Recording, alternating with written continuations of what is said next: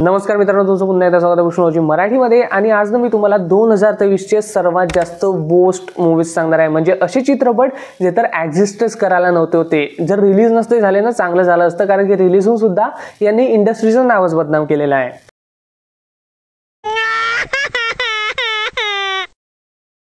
2023 च्या सर्वात सुरुवातीला जो चित्रपट रिलीज झाला ज्याने इंडस्ट्रीच्या सूर्य बुडवायला सुरुवात केली त्याचं नाव होतं सूर्या।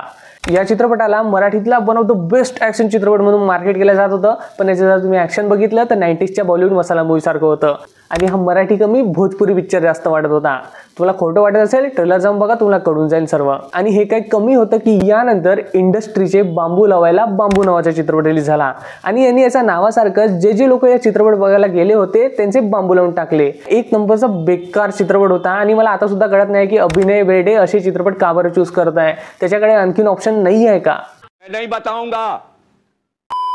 आणि हे दोन तर काहीच नाही, हे तर जानेवारीमध्ये आले होते। आणि मला असं वाटतंय की यांनी कॉम्पिटिशन लावली होती की वर्षाच्या सुरुवातीपासून तर शेवटपर्यंत कोण सगळ्यात जास्त वाईट पिक्चर बनवू शकते। म्हणजे तुम्ही जर बघायला गेले जानेवारीपासून तर डिसेंबरपर्यंत एकापेक्षा एक वाईट चित्रपट येत गेले। पहिले सूर्या, मग बांबू आणि नंतर आला डिशक्याव। डिशक्याव हा चित्रपट बघितल्यानंतर मला 5 पॅरासिटामॉल आणि 2 क्रोसिन खा लागल्या डोकेदुखी थांबवासाठी, कारण की इतका टॉर्चर चित्रपट होता ना हा। जर मी तिकीटचे पैसे नसते दिले ना अर्ध्यातून वापस येऊन गेलो असतो। डिशक्याव असा चित्रपट आहे ना जो सुरुवातीपासूनच तुम्हाला कळून जातो की ये तो टट्टी है।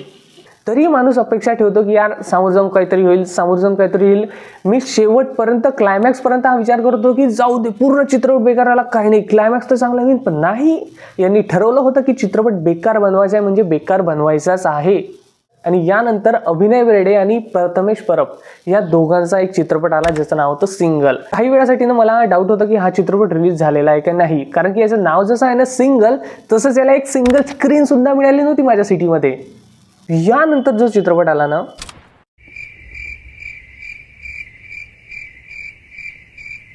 तर आपल्या लिस्ट मधला सेकंड वोस्ट चित्रपट जो की एक सक्सेसफुल फ्रँचायझीचा आहे असं मेकर्सचं म्हणणं आहे, तो आहे बॉयज 4। कुछ भी जो यांचा बॉयज 4 आहे ना तो एकदम बिनकामाचा आहे। ज्यामध्ये त्यांनी ज्ञान पेलायची गोष्ट केली आहे ना ते तर आणखीन बिनकामाची आहे। म्हणजे तुम्ही पूर्ण पिक्चरभर तेच दाखवता आणि शेवटी तुम्ही पिक्चरच्या म्हणता की असं करावं नाही। आणि हेच नाही, यांनी तर बॉयज 5 ची सुद्धा अनाउन्समेंट करून टाकली आहे। पण आधी सांगा तुमच्याकडे इतका पैसा येतो कसा इतके फालतू चित्रपट बनवायला? आणि आता 2023 च्या नंबर 1 च्या वोस्ट चित्रपट, वन ऑफ द वोस्ट चित्रपट ज्याची PR आणि मार्केटिंग एक नंबरची आहे। म्हणजे हा चित्रपट जेवढा बेकार आहे ना तेवढी चांगली याची मार्केटिंग टीम आहे। आणि हा चित्रपट असा तसा कोणी नाही, या चित्रपटाचं नाव आहे अंकुश। To the whole cast and crew of Ankush, जो कि debut Ankush movie releasing 6th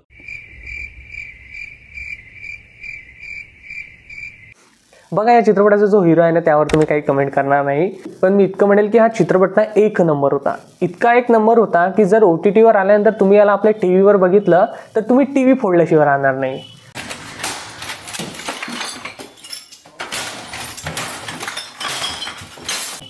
इतका चांगला चित्रपट होता। आणि मी तुम्हाला हा अंकुश आणि सर्वात आधी जो सांगितला सूर्या या दोन चित्रपटाचं ना एक कनेक्शन सांगतो। या दोन्ही चित्रपटाचे जे ॲक्टर्स आहे ना त्यांचे वडीलच या चित्रपटांचे प्रोड्युसर आहे, म्हणून ते लोक या चित्रपटामध्ये ॲक्ट करू शकले।